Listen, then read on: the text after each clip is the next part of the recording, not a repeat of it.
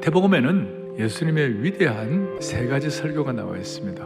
산상 설교, 감람산 설교, 해변 설교인데 이 해변 설교는 비유 설교라고 말해요. 비유 설교. 이 비유 안에 역사의 흐름과 비밀과 성취를 알 수가 있어요. 그래서 먼저 첫 번째 생각할 것은 예수님의 비유를 깨닫는 것이 얼마나 놀라운 일인가. 근데 독특한 것은 예수님이 여러 군중들 그리고 무리가 다 있을 때에는 비유로만 말씀하시고 해석은 해주지 않으셨어요. 그러니까 그 비유를 일반 사람들 깨달을 수가 없었어요.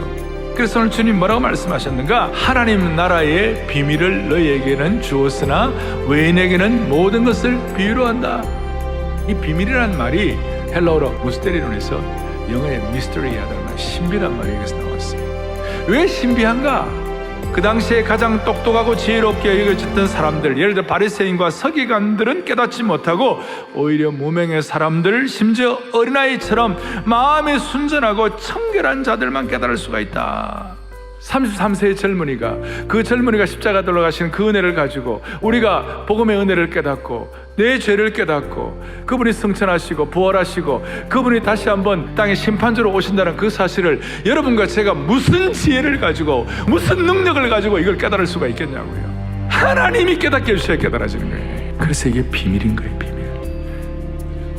그리고 두 번째 비유의 신비에 대해서 참 신기한 거 하나 있어요. 그것이 뭐냐면 깨달으면 깨달을수록 더 많이 깨달을 수 있고 순종하면 순종할수록 더 많은 진리를 깨달은 줄 믿습니다.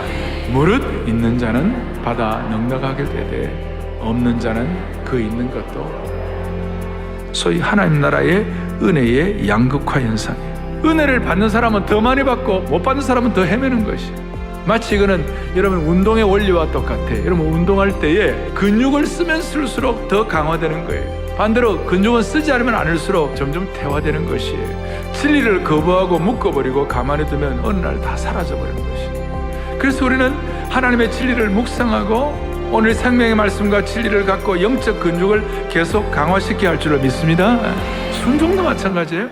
우리가 순종을 깨달으면 순종하면 할수록 근육이 더 강화되고, 그런데 순종하지 않으면 않을수록 근육이 약화되고 진리를 빼앗기게 되고 사라져버리게 되는 것이. 그럼 비밀의 핵심이 뭐냐? 이 비밀은 너희 안에 계신 그리스도시니 곧 영광의 소망이니라. 아멘. 이 비밀은 그냥 그리스도가 아니라 너희 안에 계신 그리스도이시다. 너무 일이 안 풀리고 너무 답답하고 어떨 때는 조울증이 일어나고 어떨 때는 너무 상처가 많고 말로도 알 수 없는 압박 가운데서 힘들어할 때에 하나님께서 우리에게 확 깨우쳐 주는 건 뭐냐? 다른 게 아니야. 네 안에 있는 예수 그리스도가 비밀이야.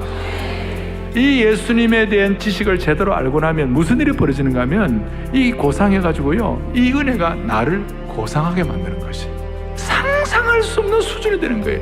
그게 얼마나 대단한지, 얼마나 멋있는지, 적당한 은혜를 받은 사람은 죽어도 깨달을 수 없는 영광스러운 수준이 있는데 그 수준에 대해서 바울이 늘 고백한 거예요. 그를 위하여 모든 것을 잃어버리고 배설물로 여기면 그리스도를 얻고 주님 말씀 발견되게 한다.